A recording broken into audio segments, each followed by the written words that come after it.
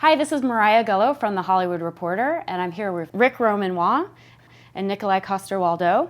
And Nikolaj is the star of Shot Caller, and Ric is the director. Thank you. And Shot Caller is on DirecTV right now, but is releasing theatrically August 18th, which is today. So let's talk about your movie.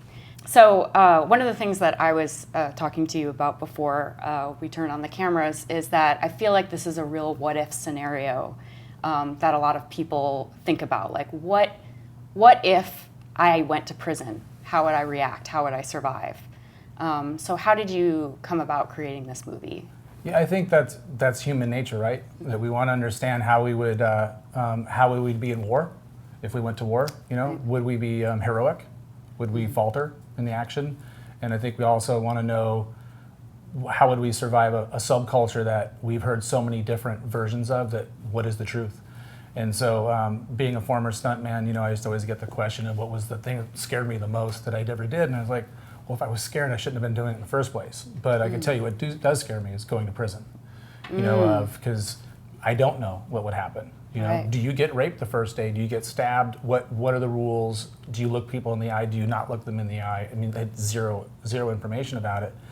And so it was kind of a lightning rod thing for me in my career, where I was being known more for the action genre as a screenwriter, which I had a great run on, but I was kind of losing steam of the stories that I wanted to tell, and I kind of always gravitated towards like the Sidney Lumet movies, the movies of the 70s that entertained you, and they were provocative and they were controversial, and they didn't hit you over the head with some message, but they made you think about things, they made you debate things. And I thought, what an interesting space to get into and do a first-person point of view of what if you did have to go in inside, you know, after being convicted, you know, how would you survive that system? And so I became a volunteer with the Department of Corrections in California, working in parole. You know, I wasn't going to go commit a crime, right, to get myself inside there. So I did the best way that I thought that could give me an unflinching look at the system in the inside. If they knew I was a filmmaker, they would be biased. You know, they would be protective of their world. But this way, I was seen as a rookie cop. So everything was in an unfiltered way, both on the convict side of it and on the law enforcement side of it. And then with parole, you get to also be on the streets. And so, if you've seen Felon, you know that that movie is an insular look at prison and surviving prison.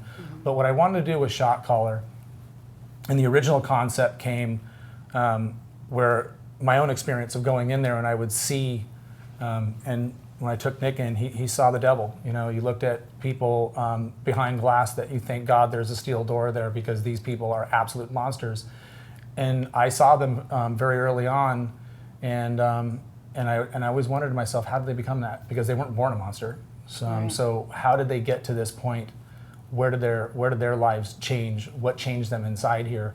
And that's kind of what was the original theme for Shot Caller, was to show you a man in the beginning of a movie that you see being released from prison. You're thinking, I could never be this guy. I could be never married to this guy. And then 10 minutes later in the movie, you say, oh my God, he is me. Yeah. And then how did he become the monster? And to watch in a nonlinear way of bouncing back and forth this slow progression of what prison can do, trying to survive prison, as much as you try to maintain your moral code that you were born with. How is that affected? How are you desensitized to violence?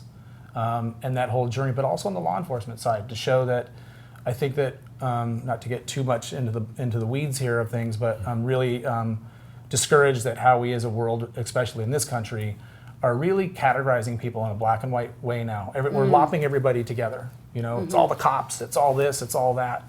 And we're stopped humanizing the situations. And so hopefully what movies that I make, and hopefully what you get out of Shot Caller is, yeah, are there monsters in prison? Yeah, but for the vast majority of the people that I saw and that people that I took that was the thing you said, they're humans. Earlier, you said you saw the devil, which is true. There was one guy that really scared the shit out of me. But up until that point, I'd seen maybe 1,000 guys walking around this prison, met some guys, I spoke to some, and I saw a lot of fear. There's a lot of fear in there. You can smell it, you know, and that's a huge part of this. But also just a lot of people trying to navigate in this unnatural environment because that's the thing. It's not a natural place to be. It's not. You suddenly you have all these guys locked up together, and there's so much tension and so much. And it's a subculture that operates by its own set of rules. Yeah. So any rule that you thought you had in society, it no longer applies. And I knew that Nick, I could talk to them, I blew in the face to him about that world, but until he went in there and felt the tension, smelled it, what the place smelled like, the sounds of it, you know, and to where everybody's checking you out, everybody's scoping. There was times that we were up in a glass control room that was tinted, and yet they would stare right through and look at him to know who he was and what was going on. So until you've experienced it and felt it, I had him walk a tear. I wanted him to feel what I felt the first time I had to walk a tear, where I know people can stab you, they can spear you, throw feces on you, they can reach you, they can get out there and touch you. And do you look them in the eye? Do you not look them in the eye? You know, all of these kind of things. I wanted him to experience that, because until you feel that tension yourself, then how could you ever play it in an authentic way? And that's hopefully what the movies that I make are. Are they fictional stories with fictional characters? Yeah. But hopefully they're done in such an authentic way that they feel real, and you can't stop thinking about your own self and your own journey of what it would be like to be in that in Jacob's shoes. Right. And Nikolaj, you're from Copenhagen, so this is your first time experiencing the prison system in America. Yes. What are your reactions? Well, there's an eye opener. I mean, of course, you know, I love prison movies. You know, you've seen all these great movies, and so you think maybe you know something about it, but then once we start and you know, you educate yourself, and Ric, of course, is this enormous source of information, and the people that I met through Ric, you realize that this is. To say it's messed up is an understatement, I think. Because, but first of all, I believe if you commit a crime, you have to serve time. You have to take a punishment, and there's no question about it. But it just doesn't make sense that we spend so many resources. It's so expensive, locking so many people up. And not just financial, but also the human resources. And then if we have a system where we know we can look at the numbers and we can see that, hey, we lock all these people up, and almost 70% of them, when they come out, they reoffend, and they reoffend worse than what they did when they were locked up. So we're actually creating hardened criminals. That can't be what we want to do. We have to change that system. Now, I don't know how to change that. I'm not that clever, but I can see it's broken. I mean, a country like America, the wealthiest country in the world, the most powerful country in the world, also the country that locks up more people per capita than any other Western Western country. That's insane. That has to change. And what I saw when we worked in there, you could see that when you lock so many, like a non-violent offender, they're being locked up, and they suddenly put in with violent offenders. That's not an even playing field. They're going to be taken advantage of. They're going to then have to, like Jacob in the movie, to find a way to survive. And you need to find friends quickly. And that's where I knew that I had the right partner on this movie. You know, it's one thing to have an actor of Nick's abilities, but it's also to have somebody that understands what we're making, and that we're not trying to give you what prison reform is. I have no idea what prison reform is. So what I'm trying to do, and Nick was on the ride in a very fearless and unflinching way, was just to show you this system works and all. Jacob does heinous things in this movie, you know, and you're empathetic to what he is going through, because you can't stop thinking about yourself. How would I be in these situations if it really was about survival? And it becomes this primal thing of what prison brings out of people. You know, prison, one thing it does right away is strips all the materialism and all the bullshit really fast.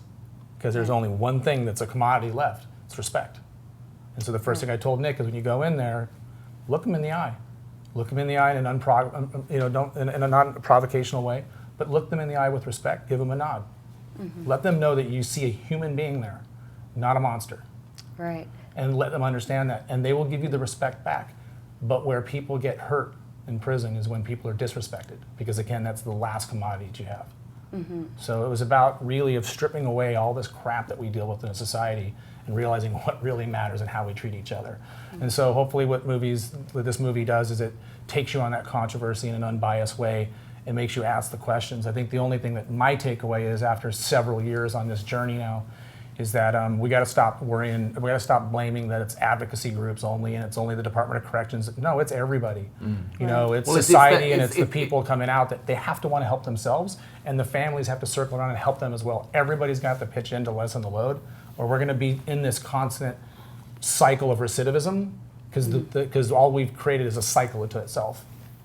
Right. There seems to be like an ideology in your movie. That's social Darwinism, which is kind of an ideology that came about in the 1860s and has been kind of thrown away by civilized society, but still exists within the prison system. Yeah, again, it's everything stripped away to survival, right? Survival of the fittest. Right. And prison's no different. And you know, it's interesting because I had a lot of people start, when they read the script or then they started seeing the movie and we were talking about it, and they're like, well, you know, I just don't think I can be a violent person, so maybe I'll just get raped that one time and just get it over with. They'll just let them beat me up. That was day one. That was day one. Yeah, and day two is going to happen again. That's a whole other slippery slope. So, right. And I had another person when they first read the script was like, it would be great that if Jacob can like maybe take 24 hours and kind of assess the prison population. I was like, you don't get 24 seconds because before you even enter the prison population, you've been checked in by trustees. They know who you are. It's why he gets on the yard and they say, yeah, you're the stockbroker from Pasadena. They know his whole story before he even gets there, and then they're going to test him. Right. You're not going to figure out your thing. They're going to test you. Are you going to go left? Are you going to go right? Are you going to that fight or flight mechanism that we all have in us? Are you going to protect yourself, and are you going to stand up for yourself, or are you going to be a victim? Because we can use both in here. We have no problem with using either or. Right. But that's what the gangs do is they weed out the weak, and then when they know that they have somebody strong, that's a whole new slippery slope that you're on. Right, right. And Nikolaj, you've said before that you like kind of playing these roles, these dark roles, and I know a lot of people get the misconception that like actors get very affected by roles where they have to do terrible things, but it's actually very satisfying as an actor to play such a complicated character. Well, yeah, but also because I don't look at it that way, like a bad person or a good person. I think the whole, and what I like about this, and one of the themes that I think is so interesting is that we have, as you said earlier, the whole idea in society between nations and religions, we have this thing we go them and us, right? We have us and them, as if there's a difference. And the most extreme, one of the most extreme instances, of course, is when we lock people up. When you become if you're a criminal, then you become them, and then you are no longer part of us, and we don't have to deal with you. So you can just go in there, That's so true. And you become something completely different, and that's going to stay with you for the rest of your life. It's going to be, from now on, whenever, even if you serve your time, when you come out, you're still going to have that stamp. It's going to be in your forehead because we're all going to see it. You can't get it. I mean, all those things. And I think that humanity is always important, and I strongly believe that at the core we are so alike. Yes, there are monsters, and yes, there are, Mother Teresa's out there. There are people that are exceptional good and exceptionally bad. Right. I think most of us are, like Jake in the movie. We will try and do what we can to survive. And if there's one thing that can make us do horrible things, and I think we're all capable of doing horrible things. I think you see any civil war, you're going to go, how did that happen? Fear will eat your soul. And that's what happens in prison. That's what happens to Jacob in the movie. He's so afraid. They're afraid all the time. And when we did the research, I met a guy who'd been a shot caller. And one of the things that was the most shocking things that I learned was when I asked him about his experience, because he came in as a young man, the same situation, and he had to survive. So he became violent. And I said, tell me about, did you ever stab someone? He said, yeah, I did. What was that like? And he said, well, I was, you said, you have to understand, you're afraid all the time. And I was told that I had to do that. And I knew if I didn't do it, they would stab me. I mean, it wasn't like, you want to do this, take your time, think about it. It's like, you do this or you don't. But if you don't, there's going to be consequences. So he did it. But he said, the horrible thing was that when I did it, I was so afraid, but the moment the blood started flowing, I felt empowered. Wow. Suddenly I was in control for the first time in my time. In prison, he was in control. It was a terrible thing, and he said, and from that moment on, he started looking forward to those moments, which is scary. Yeah. It makes sense in a very, in a scary way, but I learned a lot from that, and I could see, I think all of us guys, maybe more than women, but you grow up and you meet people that are violent. That are just drawn to violence. If you're out in towns and the people that go out every weekend, they just want to go out and they will beat someone up because that moment they're in control. So you talk about being drawn to characters. I'm drawn to understanding the human experience, and I think that yes, it would be wonderful if you could also make a movie here about a guy who goes to prison, and then it's like. Tim Robbins in The Shawshank Redemption, right? He always he never goes into violence. He will always do the right thing. And throughout the movie, in Shot Caller, that movie, he would slowly, by his actions, show the other inmates that, hey, we don't have to be violent. There's another way. And, in the end, they would all, make a garden and they will grow vegetables. It would be beautiful. But that's not the movie. It wouldn't be true because that's not the reality. That's not life. That's not life. And that's, I think we have to understand. I think the great thing about playing someone like Jacob is that hopefully, as an audience, you can relate, you can identify with him, and I think we have to acknowledge that we carry all the what it means to be human inside of us, even the bad stuff. And Nick hit exactly what I love about the movies at least the stories that I'm enamored by is that everything you've seen me do, they're really rooted in moral ambiguity. They're not black and white because what is exactly what Nick said. There are extreme left and extreme right as far as good people and bad people, but the rest of us live in the middle, and there isn't moral ambiguity to us all, of how we would deal with situations and so forth. So I like to watch the human side of how would you deal with a situation where there is no reverse. There's only left or right. Yeah. Yeah. Well, the cast is wonderful. You have such a great... Yeah, we're very, very lucky. It's amazing. Lake Bell, Jeffrey Donovan, John Bernthal, an amazing cast. I did want to address the elephant in the room, which is that you filmed this in between Game of Thrones. And we had Ted Danson on our Comedy Actors Roundtable, and he said, the trick is to not become too famous to work. Yeah. You have been consistently working throughout Game of Thrones. Yeah. How does it feel to step in and out of those roles?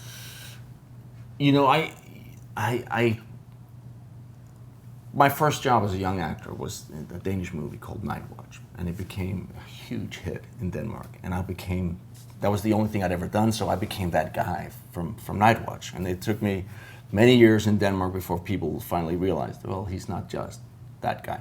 I was always working, and I've always been working.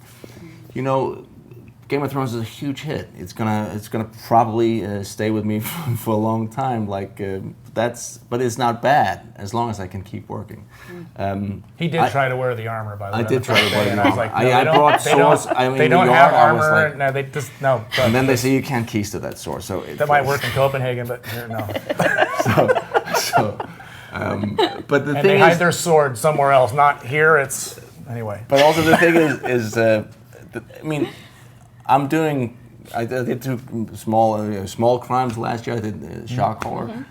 There's no question that Game of Thrones enabled me to do those movies, and so I'm not complaining. It's a great. What I love about Nick in this movie too is I had seen another great movie that he did with Suzanne Bier, and I thought it's really interesting to see a guy that is so famous right now and in the zeitgeist from Game of Thrones is the Kingslayer and Jamie Lannister, and to kind of fuck that up a little bit and take it into a different place and show something that they've never seen before, or that really kind of destroys that image in a way that becomes provocative in a new way. And I think that's what the evolution of this does, because in a sense, and it was a very fine line to figure out who to play this guy. And so when he signed on, I was like, thank you, God, because to have a guy that has to play two roles in one, to play a guy that is 100% believable as a banker, as a white-collar guy, could have made him a construction guy in blue collar. Nick could play any of that stuff, and we relate to who he would be and what he captured from that.